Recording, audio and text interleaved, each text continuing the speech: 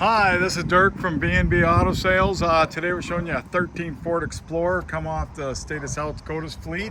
You can see a couple chips there, a few little rock chips here on the hood. What you might be noticing on my video is I'm a little different than most car dealers. I'm not 12 feet away. I'm right up front showing you everything I know about them. 2 keys, power seat, got about 130 on it. Like I said, this was a fleet vehicle for the state of South Dakota.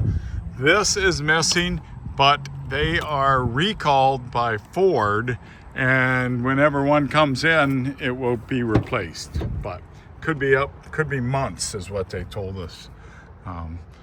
So 7 passenger, but pretty clean for a fleet vehicle. Few chips, but for a 13 or something 12 years old, definitely in pretty nice shape.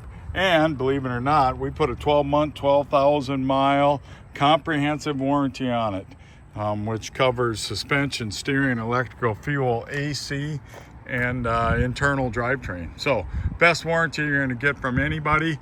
Been through the shop, checked over, lined up, ready to go. 605-692-7010.